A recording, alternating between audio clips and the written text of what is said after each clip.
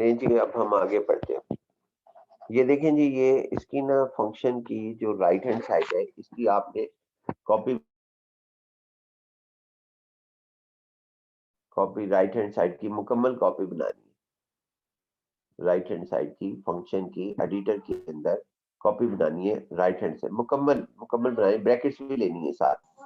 यानी जब भी हम फंक्शंस को रन करना चाहेंगे तो इसकी राइट साइड के ऊपर जो भी लिखा हुआ है उसकी कॉपी बनाएंगे, और इसकी कॉपी बनाकर हम ये पेस्ट करेंगे कमांड विंडो में। करें जी कमांड विंडो में, और ये कह रहा है कि जी अनडिफाइंड फंक्शन। एक मिनट, इसको जरा थोड़ा सा कमांड विंडो को और इसको एडिटर को साथ करें। हाँ, इस तरह बिल्कुल सही। तो ये देखें जी, हमें नजर आ रहा है कि फंक्शन हमने तो सही, खाली का मतलब ये है कि इसके अंदर कुछ नहीं लिखा लाइन नंबर 2 पर। अगर लाइन नंबर 2 पे हमने कुछ नहीं लिखा तो इसका मतलब ये है कि हमें रिजल्ट भी कुछ नहीं आना चाहिए, लेकिन चलना जरूर चाहिए। चाहे वो क्या कहते हैं, आउटपुट हमें जो है वो नहीं मिल रही, वो एक ज्यादा इश्यूज है। अब इसका मतलब देखिए हमारे पास क्या है। ये आगे प्रपोजल भी दे रहा है कि डिड यू मीन MD5। ये इसकी और सूरत हाल है, यानी कि यहाँ पे सूरत हाल और है MD5 की। ये हमारे पास, तो हम यहाँ पे ये करते हैं कि ये कह रहा है कि MD5 का मतलब है कि इसने अपने भी फंक्शन बनाए हुए हैं ना, जैसा हमने बनाए हुए। तो कहता है ये आप वो चलाना चाहते हैं जो मैंने बनाया है, तो हम नो करेंगे इसको यहाँ पे, इसे कट कर दें। हाँ, अब उसके बाद CLC कर दें। अब देखिए, अच्छा ये एक दफा फिर चलाएं जी, वो पेस्ट करें क्योंकि एक पॉइंट रह गया। यहीं पर ही कमांड विंडो में आप जो है इसको पेस्ट करें दोबारा और एंटर प्रेस करें, तो वो फिर एरर आएगी। देखिए वो लिख रहा है अनडिफाइंड फंक्शन और वेरिएबल। कह रहा है कि मैं इसको जानता ही नहीं कि ये कहाँ पड़ा हुआ है, ये किस फोल्डर के अंदर मौजूद है। वो फोल्डर तो बताएंगे कहाँ पर मौजूद है, जहां से मैं नहीं पता तो हम आपको बताते हैं कि कहाँ पड़ा हुआ है। ये पहले एक मिनट बाद ये समझ लें।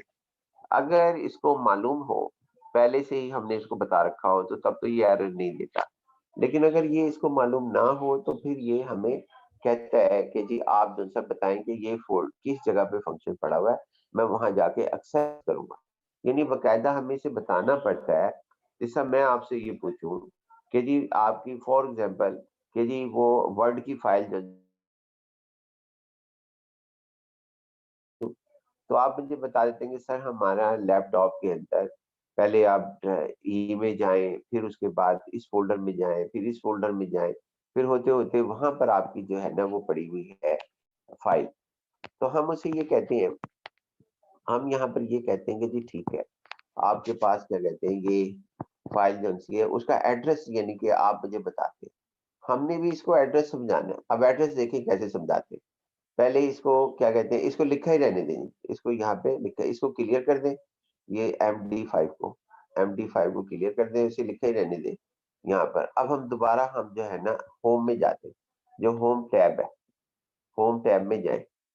होम टैब में गए, अब उसके बाद ना वहां पे जहाँ आपने हेल्प देखी थी उसके साथ ही सेट पाथ पड़ा हुआ होगा। सेट पाथ पड़ा हुआ, जहाँ आपने हेल्प देखी थी। हेल्प कहाँ देखी थी आपने? हाँ, ये यहाँ पे सेट पाथ, इससे क्लिक करें। सेट पाथ का मतलब है, मैं इसको अब समझाने जा रहा हूँ कि जी आपने ये फोल्डर कहाँ पड़ा हुआ है। आपने ऐसा करें कि इसको ऐड फोल्डर करें, ऐड फोल्डर को क्लिक करें, ऐड फोल्डर को क्लिक कर दें। उसके बाद ऐड फोल्डर क्लिक करें। अब वहां तक पहुंचना है आपने, आपको एड्रेस याद ही होगा ई के कौन सा है। पहले ई में गए आप, फिर उसके बाद जो भी मैट लैब, हाँ ये पहुंच गए जी। ऊपर देखें जरा, ऐसे हाईलाइट करना एड्रेस बार को, एड्रेस बार को, हाँ इसको सर्कल कर दें सारे को। ये बने बनाए बॉक्स नहीं होते, वो उसका इस्तेमाल किया करें। चलो अच्छा है, ऐसे कर लें। ये देखें, ये वो एड्रेस है जहां पे मैंने अपना मैटलैब का कोड का रखा था। हम अब उसे ये बता रहे हैं, सेट पाथ का मतलब है ये बताना है मैटलैब को कि फलां फोल्डर में जाना है।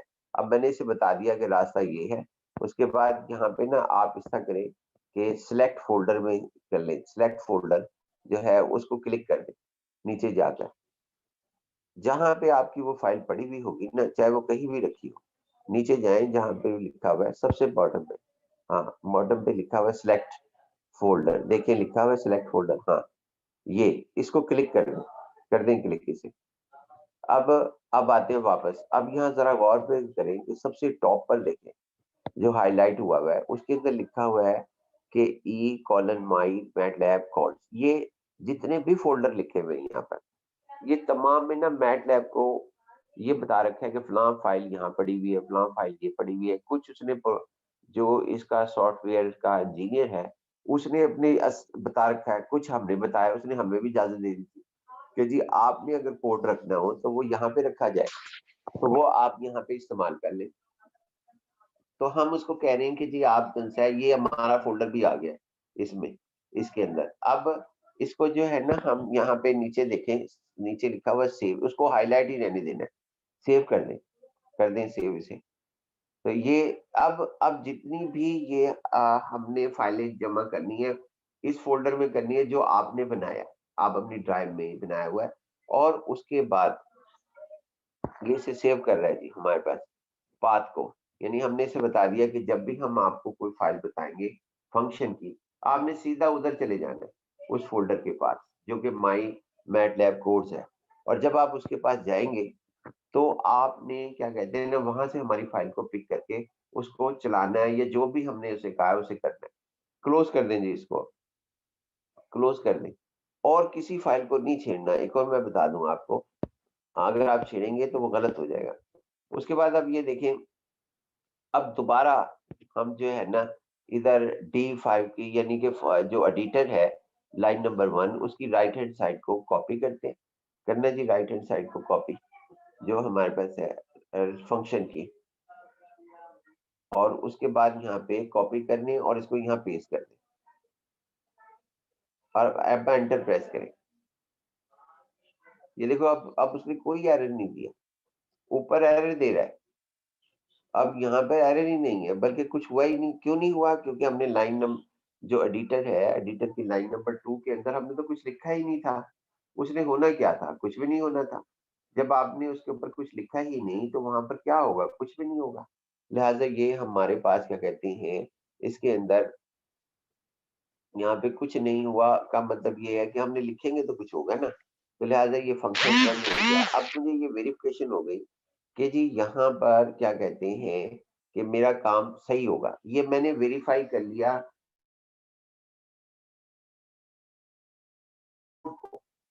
एक मिनट मेरी बात समझे, मैं कह रहा हूँ फंक्शन के कोड को यानी फंक्शन के प्रोटोकॉल को मैंने वेरीफाई किया। प्रोटोकॉल का मतलब ये है कि जो कानून के होते हैं, यानी फंक्शन लिखना है, FUNCTION फंक्शन, फिर स्केप ब्रैकेट डालनी है, क्लोज करनी है, इक्वल करना है, D5 करना है, फिर ब्रेंचेस बिगिन एंड क्लोज करनी है, फिर एंड करना है। तो हमने यहाँ पर इसको ये लिख दिया। अब इसके अंदर सूरत हाल ये है कि ये हमने लिख दिया, अब ये चेक हो गया कि ये काम करेगा। एक मिनट है ना, ओहो चलो अच्छा। तो अब वो हो गया, पिक्चर तो पिक्चर ले लिया करे ना, स्क्रीनशॉट लाजमी लिखना है, आइंदा ले लिया करे, अब छोड़ दिया। लाइन नंबर 2 पर आते हैं जी हम। अब नहीं कुछ होगा, अब तो फायदे कुछ, क्योंकि वो एरर के साथ कर रहे थे हम। लाइन नंबर 2 पे आए, एडिटर पर, एडिटर पर लाइन नंबर 2 पर आए, यहाँ पे लिखे वही जो हमने लिखा DISP डिस लिखे, और ब्रैकेट बिगिंस करें के उसके अंदर लिख दें write a program to construct the difference table for the 5 points.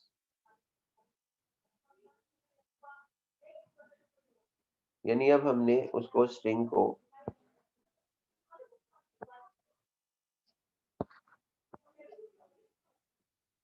Difference table for the 5 points और सर इन्वर्टेड यहाँ पे कॉमा कैपिटल ब्रैकेट्स नहीं आएंगी?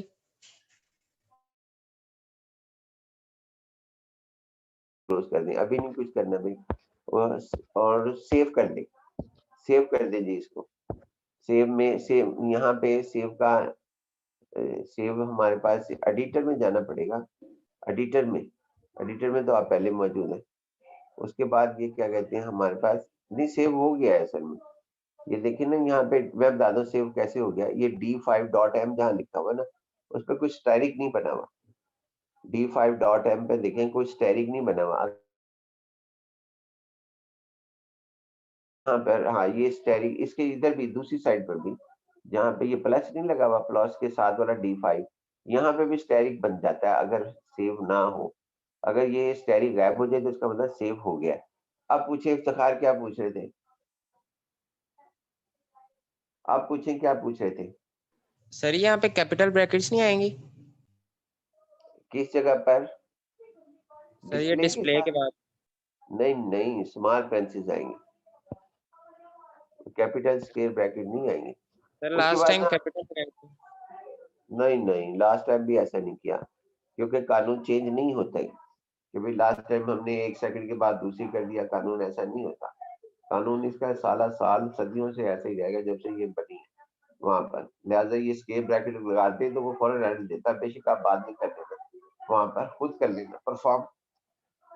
अच्छा, अब उसके बाद में राइट हैंड साइड को फिर दोबारा कॉपी करके जो है यहाँ पेस्ट करना है। ऊपर की फंक्शन की जो पहली लाइन है, पहली लाइन की फंक्शन की राइट हैंड साइड एडिटर में, हाँ ये। उसके बाद इसको नहीं एक दफा कॉपी कर दिया करें। असल में इनको समझाना होता है ना बच्चों को सबको, तो वो आसानी से समझ जाते हैं बार बार स्टेप कर लेने से। हाँ ये इसकी कॉपी करें और फिर यहाँ पे पेस्ट कर लें, वरना मुझे तो पता ही होता है कि ये ऐसे काम कर जाएगा। अब एंटर प्रेस करें। अब देखो कोड चला है। अब वहां पे लिखे, क्योंकि हमने उस कोड के ऊपर ये लिखा था write a program to construct the difference table, ये हमने लिखा था उसके अंदर, उसने चला दिया वहां पर। उसके अब जो कुछ हम लिखेंगे वो चलाएगा फंक्शन और एंड के दरमियान में। अब इस तरह करें जी कि दोबारा हम इसको इधर CLC कर दें कमांड विंडो में। अब कोड हम दूसरे लिखते चले जाएंगे। उसके बाद में यहाँ पर जहाँ एंड है फंक्शन का एडिटर में, इसकी राइट साइड को इसको नीचे लेकर आए एंड को। हाँ, अब लाइन नंबर 2 पे लिख दिया था, बस इसके दरमियान में लिखते जाएंगे। अब यहाँ पे लिखना है जी x इज इक्वल टू, लिखे उधर x इज इक्वल टू लिख दें, और उसके बाद स्क्वायर ब्रैकेट बिगिंस, मैट्रिक्स लिखनी है हमने। और उसके बाद ना कोई टेबल है आपके पास हल हुआ हुआ जो हमने बनाया हो न्यूटन जी फॉरवर्ड का? सर है। हाँ एक मिनट सर। वो पॉइंट, हाँ लिखें, वो लिख दें यहाँ पर। पहला x का कॉलम यहाँ पे लिख दें, यानी कि जो भी x के अंदर वैल्यूज थी।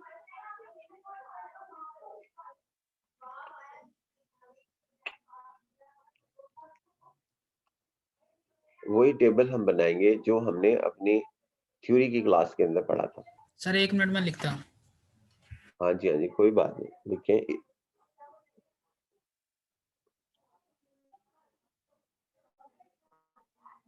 सर सेट पाथ की फाइल का बता दे दोबारा। देखिए अब तो वो रिकॉर्ड हो चुका, आप दोबारा जाके बाद में देख लेना, इतना बड़ा टाइम लग जाता है। चलिए ठीक है। वो देख लें, बार बार प्रैक्टिस करेंगे इंशाल्लाह आ जाएगा समझ। सर इधर एक्स में क्या लिखना है? आपने जो वो पॉइंट्स नहीं लिखे हुए वहां पे, x का पहला पॉइंट क्या है? 2 है सर। कोऑर्डिनेट सिर्फ x का, हाँ 2 लिखें 2। उसके बाद स्पेस डालकर दूसरा पॉइंट कौन सा है? 4, फिर 6 होगा क्योंकि h है, फिर 8 है, फिर 10 होगा, ये 5 हो गए। मेरे ख्याल 5 का ही दिया बनाया था, है ना? हाँ स्क्वायर ब्रैकेट क्लोज कर दें, स्क्वायर ब्रैकेट क्लोज कर दें, एंटर प्रेस करें। अब y लिख दें, y is equal to square bracket begins, और उसके बाद अब y कोऑर्डिनेट लिख लें यहाँ पर, जो y का कॉलम है।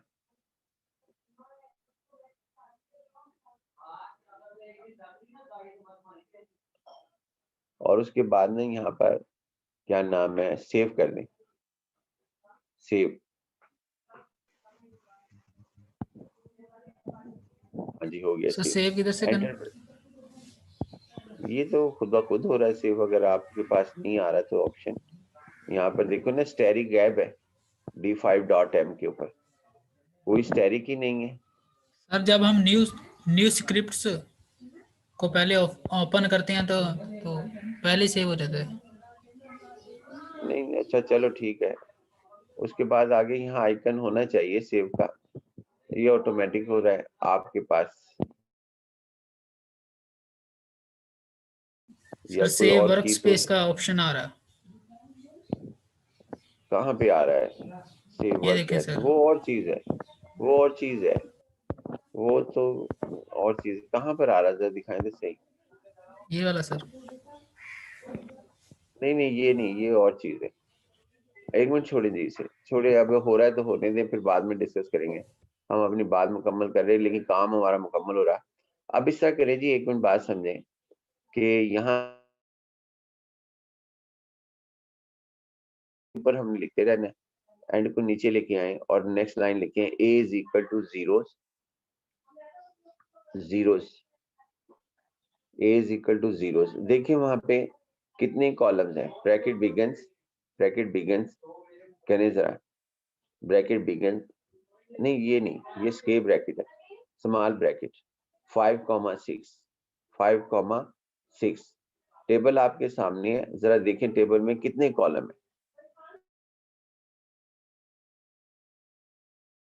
गिने जरा। यस सर, D4Y तक है, 6। हाँ 6 कॉलम्स आपके पास है।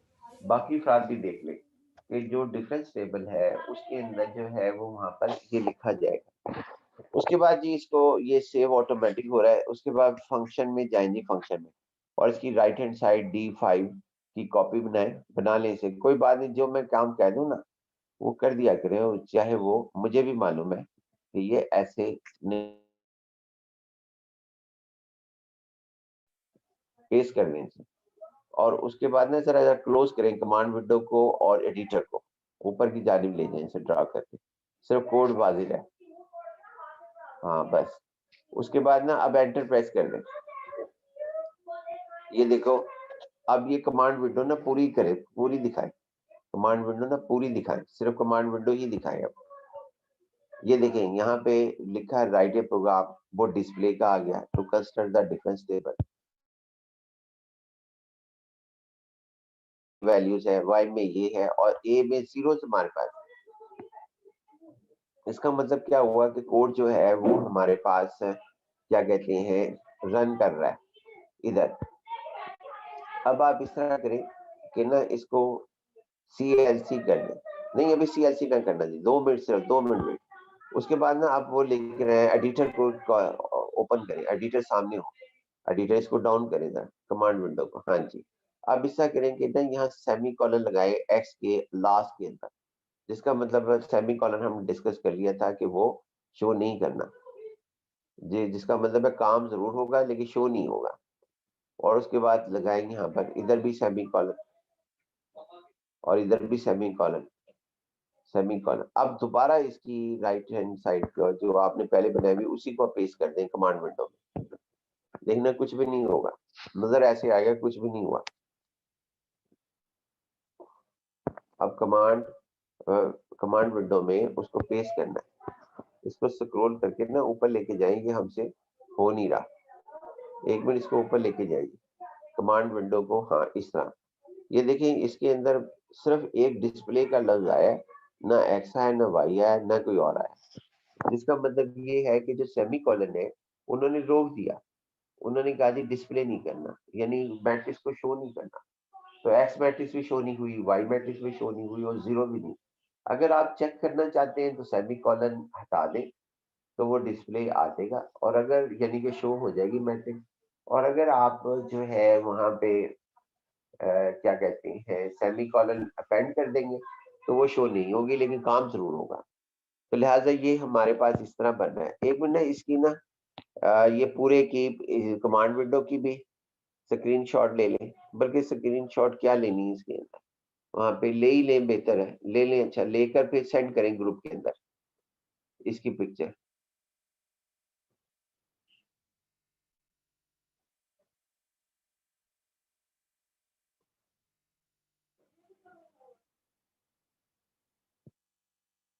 एडिटर की पूरे कोड की पिक्चर, फिर उसके बाद ये कमांड विंडो की पूरे कोड की जो है वो वहां पे लिखा हुआ जो कुछ है उसकी पिक्चर, और फिर एक वर्क स्पेस की पिक्चर। ये तीनों का देखना कि उसके अंदर कुछ भी नहीं लिखा होगा वर्क स्पेस में, कुछ भी नहीं लिखा जा रहा वर्क स्पेस में, क्योंकि एडिटर में जब हम काम करेंगे ना तो कभी भी कुछ नहीं लिखा जाएगा। ये 3 पिक्चर्स सेंड करें ग्रुप के अंदर।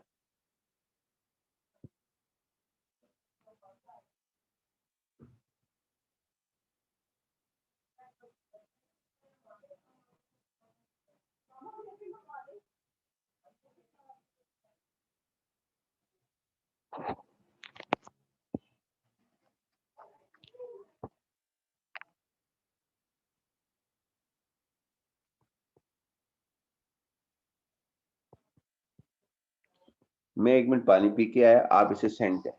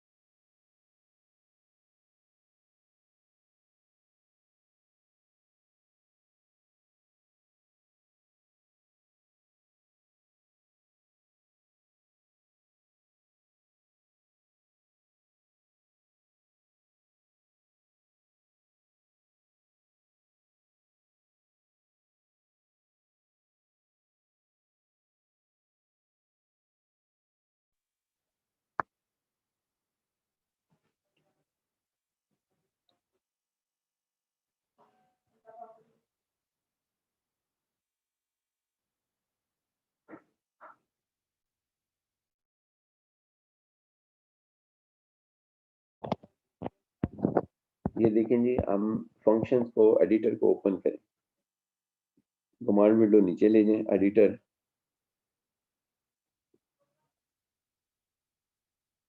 हाँ, अब इसके अंदर ये है कि एंड को नीचे लेके जाएं, एंड को। अब यहाँ पे लिखें ए कॉलन, लिखें A bracket, A small parentheses begins, A small parentheses begins, और हमने ब्रैकेट क्लोज। जब हमने पहले कॉलम के अंदर इज इक्वल टू एक्स लिखें, is equal to X, X, और उसके बाद ना इसको सेमी कॉलन ना लगाएं ताकि ऑब्जर्वेशन चेक की जा सके, और उसके बाद आप जो से नीचे लिखें, फिर दोबारा A colon comma 2 is equal to Y.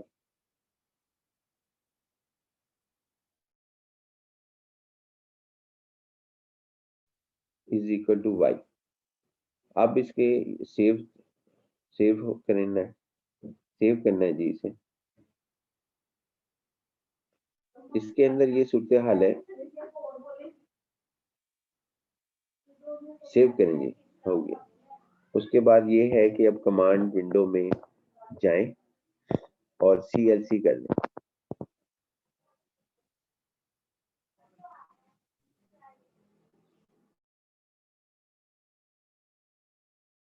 Y चला जाएगा, CLC करें, और उसके बाद हमारे पास है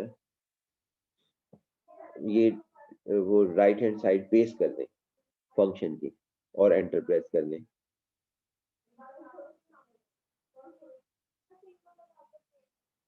ये देखें, पहला कॉलम चेंज हुआ, फिर दूसरा कॉलम चेंज हुआ। इसकी पिक्चर सिर्फ ले लें, बाद में सेंड करना, बाद में सेंड लाजमी करना है। इसकी ऊपर के कोड की भी पिक्चर और इस कोड की भी पिक्चर।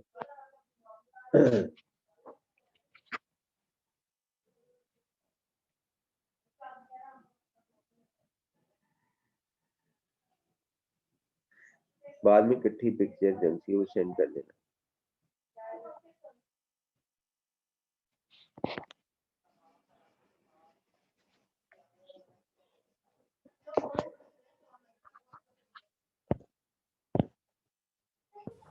Salary picture. अच्छा जी, अब उसके बाद CLC कर लें। CLC करके एडिटर ओपन करें।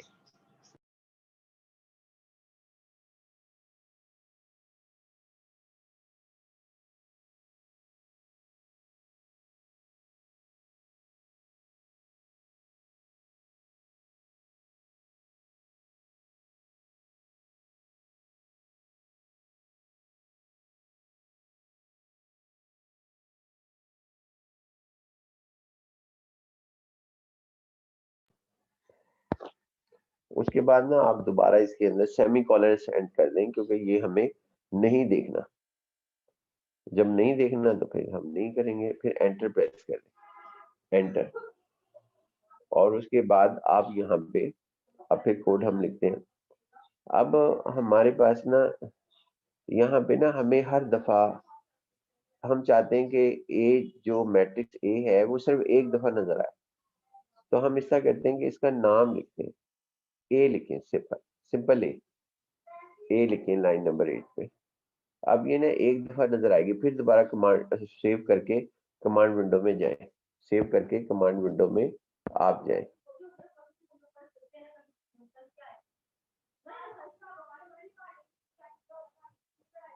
सर सेव का ऑप्शन ही नहीं आता। और खुद ही हो जाता है सेव। ऑटोमेटिक सेव है क्या? हर 2 मिनट के बाद सेव हो रहा है। यानी अगर कोई ड्यूरेशन है उसके बाद देखें सेव हो गया ये। सर ये खुद तो खुद शेप हो। हाँ, नहीं वो ऑटोमेटिक का ना कोई ऑप्शन होगा जो प्रेस हुआ हुआ आपकी प्रॉपर्टीज के अंदर ना, जिससे ये खुद ब खुद हो रहा है। कभी भी ऐसा नहीं हो सकता। वो दोनों सूरत हाल देते हैं वैसे, ऑटोमेटिक होना और दूसरा हमारे पास ये हो जाना। अच्छा जी, कोई बात नहीं। यहाँ पे ना आप फिर दोबारा वो राइट हैंड साइड का पेस्ट करें, फंक्शन का फंक्शन राइट हैंड साइड की पेस्ट करें कमांड विंडो में, एंटर प्रेस करें। अब देखें ये सिर्फ और सिर्फ एक दफा नजर आया और ऊपर राइट है प्रोग्राम नजर आया। अब यहाँ पे ना जरा गौर करें, यहाँ एक जीरो है। जरा जीरो को जो है ना उसको हाईलाइट करें। थर्ड कॉलम का पहला जीरो, यानी कि फर्स्ट रो का